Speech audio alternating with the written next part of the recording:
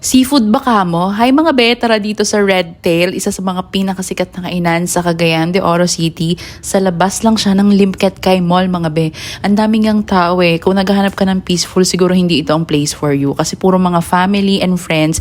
Kaya naman pala siya dinadayo mga be kasi apakasarap. So ang in-order namin yung kanilang shrubs, yung may crabs and may shrimp. Tapos ang sauce niya ay yung kanilang signature Red Tail sauce. At ito ang kanilang calamares. So yan, tara kain na tayo. Tingnan nyo may bib ka, tapos kakain ka mismo dun sa pinakalamesa, di ba?